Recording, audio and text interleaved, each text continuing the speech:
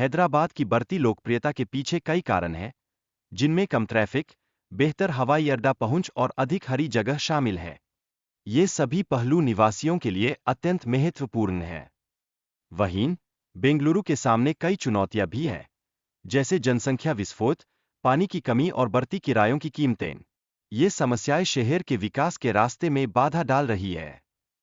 हालांकि, बेंगलुरु की आर्थिक स्थिति मजबूत है, लेकिन शहर को अपने संसाधनों का बेहतर प्रबंधन करने की जरूरत है।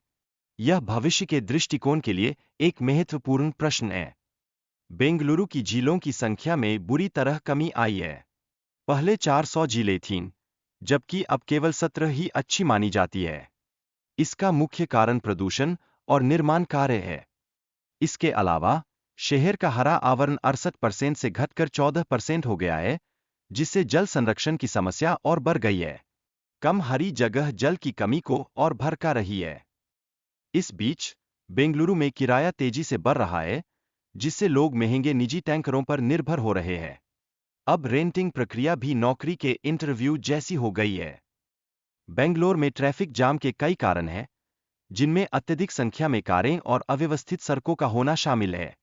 यह समस्या शहर की जनसंख्या वृद्धि से भी जुड़ी हुई है। हालांकि, हैदराबाद को पिछले वर्ष भारत के सबसे रहने योग्य शहर का नाम दिया गया था, जो वहां की बेहतर जीवन गुणवत्ता को दर्शाता है। यह शहर नए स्टार्टअप्स का आकर्षण भी बनता जा रहा है। तेलंगाना सरकार ने हैदराबाद के विकास के लिए 10,000 करोड़ रुपए का बजट आवंटित किया है, जिससे शहर का इंफ्रास्ट्रक्चर और कनेक्टिविटी में सुधार होगा।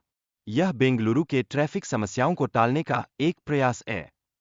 हैदराबाद में जल प्रबंधन के लिए स्मार्ट योजना विकसित की गई है, जिसमें उच्चतम जलाशयों का उपयोग किया जा रहा है।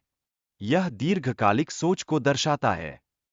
स्टार्टअप्स के लिए टी हब एक महत्वपूर्ण पहल है, जो मेंटरशिप और नेटवर्किंग के अवसर प्रदान करती है।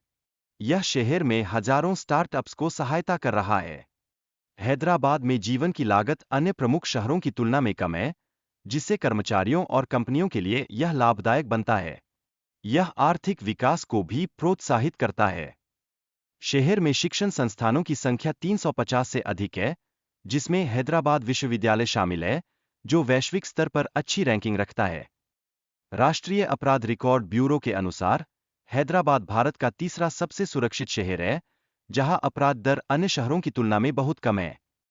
हैदराबाद में व्यवसाय करने की प्रक्रिया आसान है और सरकारी नीतियों का समर्थन, जैसे कि TSI पास और AT नीति, व्यवसायों के लिए अनुकूल वातावरण बनाता है।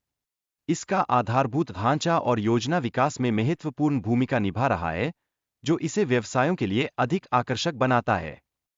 बेंगलुरु की तकनीकी उपलब्धियों और नीतियों से अन्य शहरों को सीखने की आवश्यकता है, ताकि वे जल, भीड़भाड़ और सस्ती आवास की समस्याओं का समाधान कर सकें। भारत में अधिक IT हब के विकास से राष्ट्रीय IT क्षेत्र को बढ़ावा मिलेगा और विभिन्न क्षेत्रों में अवसरों का सृजन होगा।